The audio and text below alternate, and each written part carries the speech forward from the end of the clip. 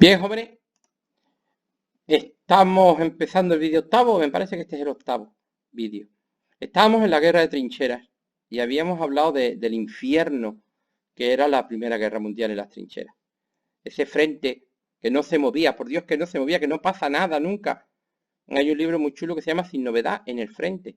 Y trata de eso, es que los periódicos no podían contar nada. Es que morían miles de hombres y el frente apenas se ha movido. ¿Eh? Esa línea que iba de Suiza al Mar del Norte. No pasa nada, siempre empate y empate y empate y empate. Seguimos empatados y seguimos empatados. Habían muerto 5.000 hombres, pero seguimos empatados, ¿eh? ¿Qué pasó entonces en la guerra de trincheras aparte? ¿Pasaron más cosas? Porque ahora nada más que esta es una guerra mundial. Pues mira, sí, pero no nos vamos a centrar porque por suerte para vosotros estáis en cuarto. Por ejemplo, hay otros frentes, hay otros sitios donde se está luchando también mucho. En África, en Tanganica, se luchó un montón. En Arabia, se luchó un montón. Lawrence de Arabia contra los turcos luchó un montón. En Galípoli hay una batalla tremenda contra los turcos que se llama Galípoli, no británicos y turcos. Los italianos están luchando en los Alpes. Estos son tropas alpinas italianas luchando contra los austríacos en los Alpes. Y los austríacos y los alemanes le están pegando a los italianos. A los italianos les pegaron cosa mala, ¿eh? Los rusos están luchando también contra los alemanes los están haciendo papilla. Los alemanes los están haciendo papilla a los rusos. Eso de entrar en una guerra sin estar preparados. Una cosa, ¿os acordáis que os dije que los imperios no soportarían una derrota, no? Pues los rusos están siendo derrotados. Los rusos están siendo muy derrotados. Ya veréis lo que les va a pasar a los rusos. Pues eso, sí, vale, pero estos son frentes secundarios. Estos son frentes secundarios. ¿De qué hablan los periódicos? Pues mira, hay una cosa de la que sí hablan muchísimo los periódicos. De la guerra aérea. De la guerra aérea, sí, de la guerra aérea. Acaban de inventarse los aviones. Acaban de inventarse los aviones y aviones que tenían las alas de madera y de tela, ¿eh? Estos aviones están hechos con madera y tela. Y, hombre, su poder militar es mínimo, sirven sobre todo para espiar a los enemigos y esas cosas. Su poder militar es mínimo. Evidentemente, con estas escarapelas ya sabéis que es un alemán, ¿verdad? Esto es un albatros, concretamente. Vale. ¿Qué papel, qué peso tienen en la guerra las luchas entre los aviadores franceses, ingleses y alemanes? En la guerra ninguna. ¿Para qué nos vamos a engañar? O sea, 4 aviones que hay de madera con las alas de tela, pues nada. Pero de algo tienen que hablar los periódicos, ¿no? Y es verdad que en el aire se lucha. En el aire se lucha. Y entonces es curioso, pero la guerra aérea en la Primera Guerra Mundial es muy famosa porque los periódicos hablaban horas y horas y horas de ello. Porque de algo tenían que hablar. Porque es que lo otro era empates, empates, empates. Aquí al menos ganan unos, pierden los otros y pasan cosas. ¿Veis? Hacía unas batallas así, pero aquí hay 30 aviones, es que no hay más. Es que, sí, vale, son muy chulas, todo lo que tú quieras, pero esto en la guerra no decide absolutamente nada, ¿eh? No decide absolutamente nada. Aquí tenéis estos combates, más son combates casi individuales. En aquella época se luchaba prácticamente de uno a uno. Esto es un británico, ¿no? Y esto es un alemán. Hay un personaje que va a ser famosísimo, porque la prensa alemana lo va a poner por las nubes y de hecho también la prensa francesa y la prensa inglesa van a hablar de él. Tenía un avión muy chulo que se llama, de la fábrica Fokker, y se llamaba triplano. En aquella época los aviones básicamente eran biplanos. ¿Entendéis? Biplanos, que tiene 2 planos de alas. Pues este era un triplano. Un triplano porque tenía 3 pares de alas.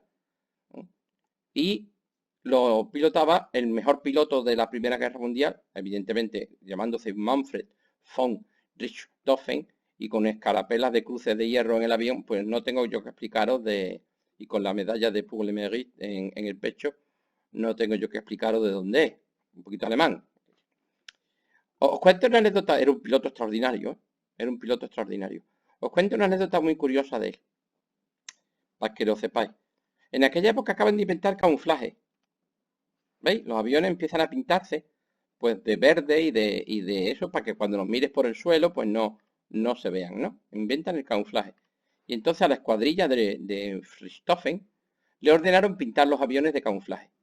Y este tío, que era más chulo que un 8, dijo que él no se escondía de los franceses ni de los ingleses. Y se negó a pintar sus aviones de camuflaje.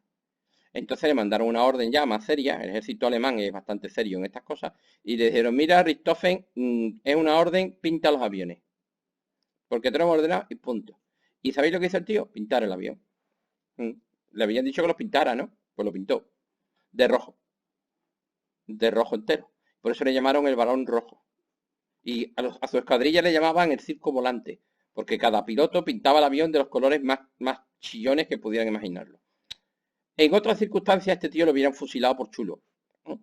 Pero es que da la casualidad que el pintar el avión de rojo fue un elemento psicológico tremendo, porque era tan bueno que cuando los franceses y los ingleses veían aparecer el famoso Fokker triplano del Barón Rojo, se cagaban. Y para los soldados que estaban en las trincheras muertos de asco, cuando veían pasar el Fokker triplano del Barón Rojo, pues lo animaba y le daba muchos ánimos. Entonces tuvo un enorme efecto de propaganda. Y por eso al final, pues sí que lo aceptaron y le dieron la cruz de hierro y todas esas cosas, porque además que era un máquina, el tío era un máquina derribando aviones.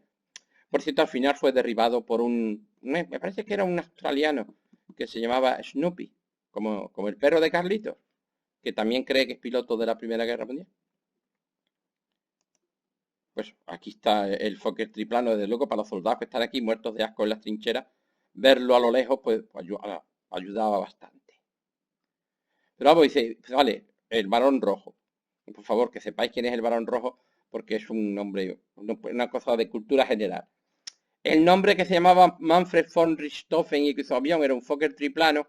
Hombre, ahí podemos dejar, pero por favor que sepáis que os suene el Barón Rojo, ¿eh? De la Primera Guerra Mundial, con su Fokker triplano. Bien, entonces, vale, estamos atascados. Estamos atascados. O sea, ha habido, primero fue la batalla del Marne, cuando pararon y fracasó el ataque alemán, ¿acordáis? Porque intervinieron los rusos. Luego las trincheras, las trincheras, las trincheras, las trincheras, las trincheras, la batalla de Verdún, la batalla del Somme, siempre en empate, siempre en empate, siempre en empate. ¿Eh? Y estamos atascados y seguimos luchando. Y seguimos la guerra de trincheras. Seguimos la guerra de trincheras, no termina, de hecho, hasta el verano del 18. Pero, en 1917, espera, pero en 1917, lo estáis pillando, ¿no? ¿Qué año? 1917. ¿Pero cuándo? En el 17. ¿En 1800? No, en 1917. Como diga, ¿en qué año? No, en el 17. Este es el año más importante de la Guerra Mundial. Sigue la guerra de trincheras. ¿Cuándo? En el 17. Pero pasan dos cosas muy gordas. ¿Cuándo? En la fase de guerra de trincheras. ¿En qué año? Pues pasaron exactamente en el 17. No en el 15, ni en el 16, ni en el 18. En el 17. ¿Y qué pasaron? Vamos a verlo. Vamos a verlo, hombre. Primero fue la Revolución Rusa. ¿En qué año? ¿Eh? La Revolución Rusa. O sea, ¿os acordáis que os dije? Los viejos imperios están agonizando. Son dinosaurios, son momias. No, su única posibilidad de salvación sería una gran victoria militar. Pero una derrota les costaría la vida, los mataría como si le pegaran un tiro en la cabeza. Pues eso es lo que le ha pasado al imperio ruso, que ha caído el primero. Van a caer los tres, ¿eh? Ha caído el primero. El imperio ruso ha recibido, desde que entró en la guerra en el 14, derrota tras derrota, tras derrota, tras derrota, tras derrota. Y así se produce, señores, la revolución rusa. Por suerte para todos mis niños de cuarto, la revolución rusa es tan importante, tan importante, tan importante, que tiene un tema para ella solita. Así que no vamos a hablar aquí de la revolución rusa. ¿Por qué? Porque con la revolución rusa pienso torturaros en el tema siguiente. Es de los temas más duros que hay, ¿eh? Bien, pero ahora con lo que tenéis que saber es que en Rusia estalló una revolución. ¿Vale? ¿En qué año? ¿En qué, Pablo, en este año. El zar tuvo que abdicar, si sabéis lo que es abdicar, tuvo que dimitir. De hecho, al final, bueno, no os voy a hacer spoiler, eso lo contaré lo que pasó con el zar en el tema siguiente.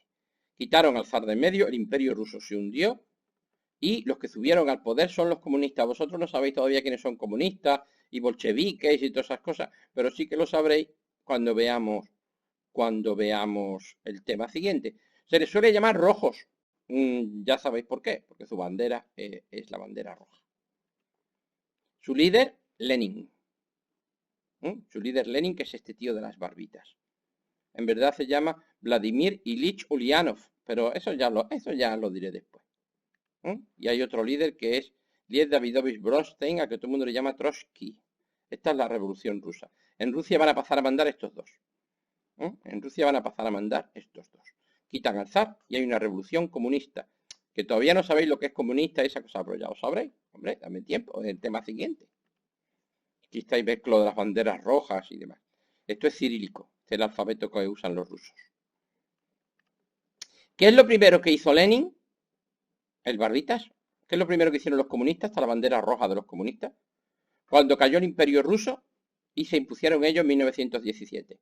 Pues lo primero que hicieron fue llamar a los alemanes y firmar el tratado de Brest-Litovsk. Estos son los alemanes y estos son los rusos. Hicieron un tratado de paz. Es decir, la Rusia revolucionaria, la Rusia de la revolución, hace la paz con Alemania y se va. Y dicen los franceses y los ingleses, ¿cómo que te vas? Pues como que me voy. Y dijeron, hasta luego, Lucas. Y los rusos se salieron de la guerra. Cedieron todo ante los alemanes. De hecho, los rusos perdieron la guerra. Cedieron todo ante los alemanes. Y claro, esto les sentó como un tiro a los franceses y a los ingleses. Porque claro, ahora Alemania está solita con... Antes Alemania luchaba en dos frentes y ahora nada más que va a luchar en uno. Pero eso es muy importante. Que aguanten. Eso es lo que hay. Eso es lo que hay. Los soviéticos se salieron. Aparece un nuevo país que se llama la Unión Soviética. Y entonces la Rusia soviética dijo que hasta luego, Lucas, y firmó en 1917 el Tratado de Brest-Litovsk. Rusia deja la guerra. Ya no hay imperio. Ahora lo que hay es la Rusia soviética. Una revolución comunista. La bandera roja. Los alemanes encantados. Vamos, los alemanes, de hecho, los alemanes ayudaron a los comunistas. Es una larga historia. Eso hay un tema nuevo que lo vamos a ver. Entonces, la primera cosa que pasa en 1917 es que los rusos se salen de la guerra porque el imperio se hunde y los que vienen detrás, los soviéticos, los bolcheviques, ya lo veremos, hacen las paces con los alemanes. Y a los ingleses y a los franceses que los zurzan. Esa es una cosa que pasa. ¿Y qué otra cosa pasa? En 1917 también. Pues vamos a hablar de los Estados Unidos. Los Estados Unidos, como vosotros sabéis, eran neutrales. Es decir, no estaban en esta guerra, pasaban de la guerra. Este es su presidente, Woodrow Wilson. Presidente Wilson. Y eran neutrales. Pero Wilson va pensando, vamos a ver. Entendéis que la guerra empezó en el 14, en el 15, en el 16 y ya estamos en el 17. Alemania está cada vez más débil, porque llevan machacando, y Francia y Gran Bretaña, claro, pero llevan machacándose, pues esos 3 años para 4. Encima ahora se van los rusos. ¿Qué pasaría en la guerra si entraran los Estados Unidos a ayudar a los ingleses y a los franceses contra los alemanes? Pues con el poder industrial de Estados Unidos, con los millones de habitantes de Estados Unidos, los Estados Unidos ganarían la guerra por goleada. O sea, Alemania está ya contra las cuerdas. Si entran los Estados Unidos ganan la guerra, sí o sí. Y el que gane la guerra será la potencia hegemónica. ¿Acordáis de lo de Blancanieves, lo de Cenicienta? El que gane la guerra será la potencia hegemónica futura. Así que Wilson, además los franceses y los ingleses quieren que entre de una vez porque están pasando las canutas, Wilson se lo piensa y dice, ¿y si entráramos en la guerra?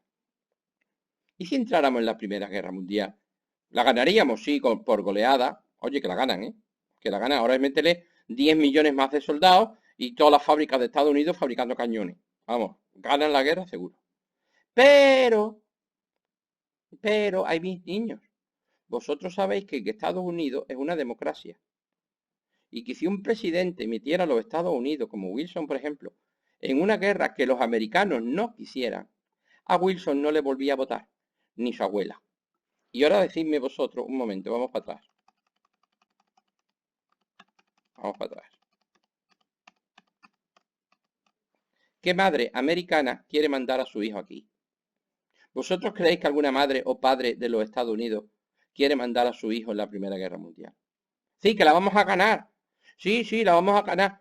Nada más que vamos a tener 1 millón de muertos. 1 millón de muertos. Sí, pero la ganamos. Y somos la potencia hegemónica del mundo. Y queda chulísimo. Sí, ¿de verdad creéis que los americanos quieren venir aquí? O sea, ¿de verdad creéis que el pueblo americano va a votar porque los chavales de América de 18 y de 20 años se vengan a meterse aquí a la tierra de nadie de Francia?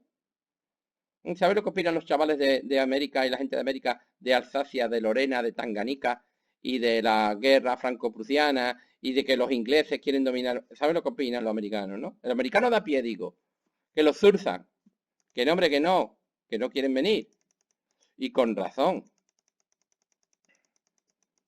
Así que aunque Wilson dice, pero volvemos a Wilson aquí, aunque Woodrow Wilson diga, oye, sería un chollazo meternos en la guerra ahora, ¿eh? Sería un chollazo, ganaríamos la guerra. Sí, nada más que tendríamos 1 millón de muertos, pero ganaríamos la guerra y seríamos la potencia hegemónica del mundo. Aunque Wilson quiera, el pueblo americano no quiere, por motivos obvios. Entonces el presidente no puede, porque sabe que si mete a Estados Unidos en la guerra, que podría, porque para eso es presidente y una república presidencialista. Pero sabes, Wilson, que a ti no te vota ni el tato, a menos que pase algo. A menos que pase algo, claro. No sé, algo con un barco, ¿no? Y entonces va a pasar una cosa. De hecho, pasó en 1915 y lo fueron preparando. Os cuento la anécdota porque es curiosa. Un barco. Mira, hombre, ¿cómo sabía yo que había un barco aquí detrás? Os cuento la historia porque la historia está graciosa. El Lusitania, esto hay que sabérselo. El Lusitania era un transatlántico, es decir, un barco de pasajeros, de pasajeros. Si veis la película Titanic, un barco así. El Titanic se hundió en 1912. Estamos en 1915. Pero bueno, es un barco muy grande, era el barco más grande y es de los Estados Unidos, es americano. Y iba a hacer la ruta Nueva York, Inglaterra, Inglaterra, Nueva York. Era el barco más moderno, más elegante y más chulo que había en el mundo en aquella época, ¿no? Y iba a hacer su viaje inaugural. El primer viaje iba a salir de Nueva York para ir a Portsmouth o a uno de estos puertos británicos. ¿Vale? Bien, el barco era chulísimo. Y cuando el barco es un barco de un país neutral, estamos en 1915 todavía, Estados Unidos es neutral, por lo cual no tenía ningún peligro. ¿O no? ¿O no? Porque de pronto apareció este aviso en la prensa de Estados Unidos. ¿No? Mira, abril de 1915. En la embajada del Imperio Alemán, ¿no?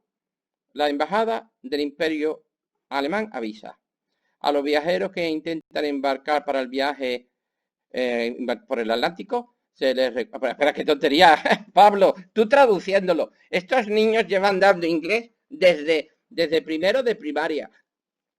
Tócame las narices. Os lo va a traducir vuestra Rita la cantadora, la va a traducir. Venga, hombre, traducidlo vosotros, que ya sois unos tiarrones, que tenéis inglés de sobra. No, no lo tenéis. Bueno, viene a decir que avisan a los viajeros que se van a meter en el Atlántico, que hay un estado de guerra entre Alemania y sus aliados y Gran Bretaña y sus aliados. Y que esta zona de guerra incluye las aguas a las aguas de alrededor de Gran Bretaña. Es decir, que si te metes y te acercas en un barco a Gran Bretaña, esto es zona de guerra. Zone of war.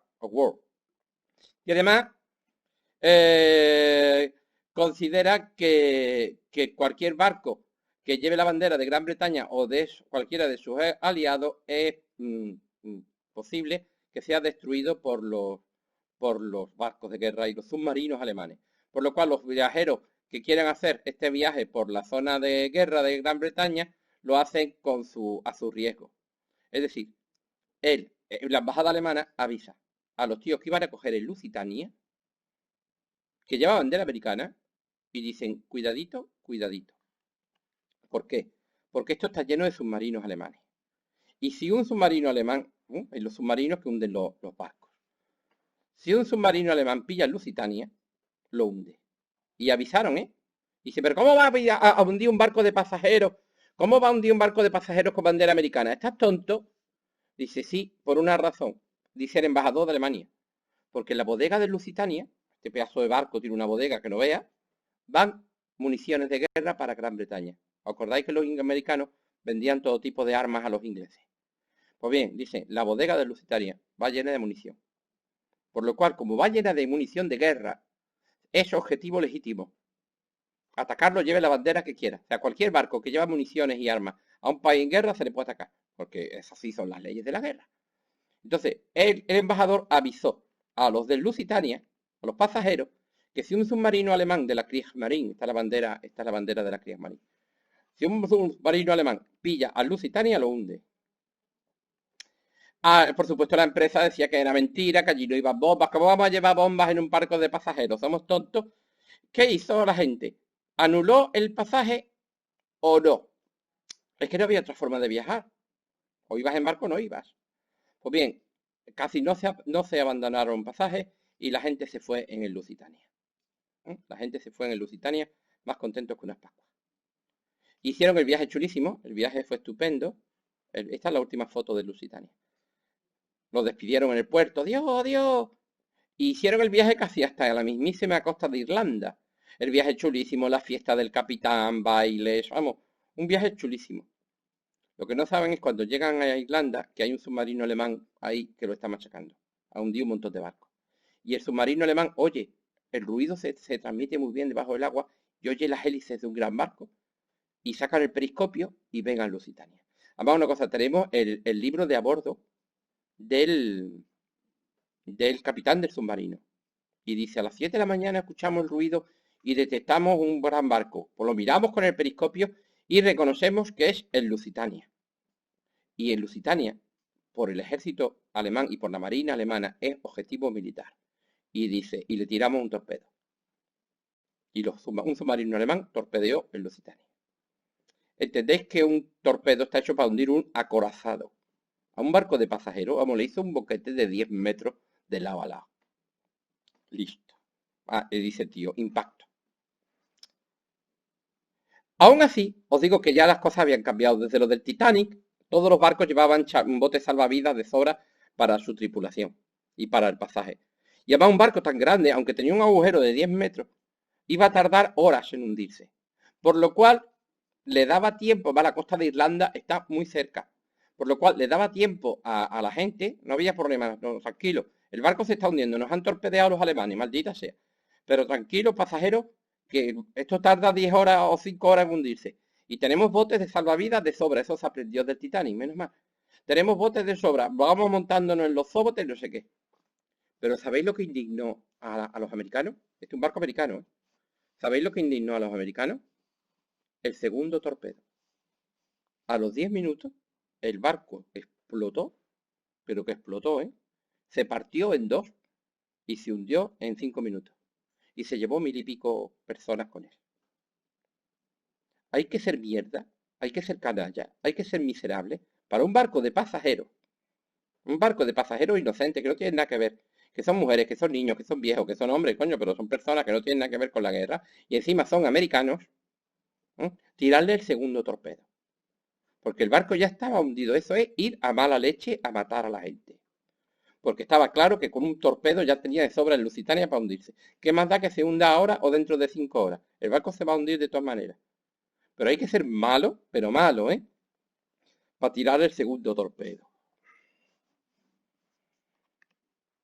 El Lusitania se ha sido de eso. Tal y por cierto, una cosa. Tenemos el registro del submarino. ¿Os acordáis que lo tenemos, no? El libro de a bordo del submarino. Los alemanes lo apuntan todo, ¿eh? O sea, los marinos lo apuntan todo, pero no te digo nada, los marinos alemanes. Los marinos alemanes lo apuntan absolutamente todo. Y dice el tío que tiró un torpedo. Y luego dice, 10 minutos después se ve una gran explosión y el barco se parte.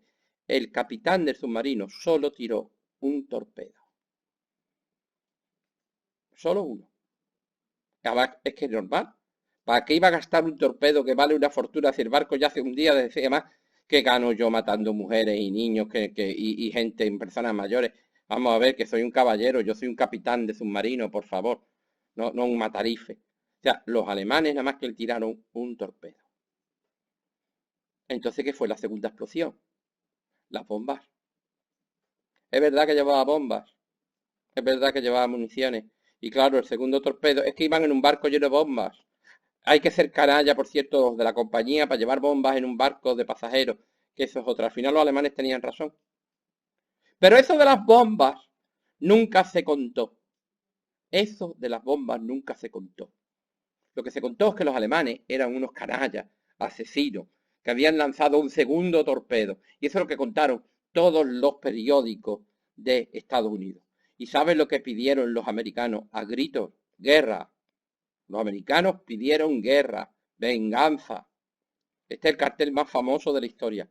El I want you for US Army. Te necesito para el ejército americano. Ve a la estación de reclutamiento más próximo. Este es el tío Sam. Guerra. Esto pasó en 1915 y aún así Wilson se hizo el loco. No, no, no, no, hasta el 17. ¿Por qué? Porque querían que los alemanes se cansaran. Que los alemanes se cansaran. Y cuando salieron los rusos, y entonces los alemanes podían haber ganado la guerra, dijeron, no, no, no, no, no, que vaya a ganar la guerra, listos. Ahora entramos los americanos. Y los americanos entraron en la guerra y todo el pueblo americano le pedía a Wilson guerra y venganza por el Lusitania. Y este nombre hay que recordarlo, el Lusitania. Barco de pasajeros, un transatlántico. Pero que luego vemos que no, que los alemanes, que lo de Lusitania no estaba tan claro, pero eso nunca apareció en la prensa americana. ¿Eh? Y entonces los Estados Unidos le declararon la guerra a Alemania. ¿Y cuándo entraron? En 1917. Fue irse los rusos y entraron los americanos. O sea, los alemanes decían, uy, vamos a ganar. No, porque entran los americanos. Entonces, en 1917, y vamos a hacer un resumen, 1917, ¿eh? La alianza sigue igual, los alemanes, los checos y los turcos, pero en la Entente, la República Francesa sigue, el Reino Unido sigue, Italia y Japón sigue, los rusos se van y los americanos llegan. Pero todavía no han llegado. O sea, los americanos declararon la guerra en 1917, pero ahora tienen que fabricar su ejército, fabricar sus cañones, fabricar, enrolar a sus soldados, preparar a sus soldados y llevarlos hasta Europa. Eso se lleva un año y pico. Se calculaba que que los americanos estarían en condiciones de atacar de verdad en la primavera del 19. Pero Pablo, la guerra no llegó hasta el 19. Ay, amigo mío, porque pasó otra cosa antes. Los americanos están llegando, van a llegar. Los americanos van a llegar. Pero dales tiempo. A ver si se cree que un ejército se monta de la nada. Entonces, ¿por qué es tan importante 1917? Porque hay unos grandes cambios aunque seguimos la guerra de trincheras, ¿eh? Pero hay unos grandes cambios. Los rusos se van, porque ya no está Rusia siquiera, ahora está la Unión Soviética. Y aparecen los americanos. Y eso lo veremos en el siguiente vídeo, porque sí, esto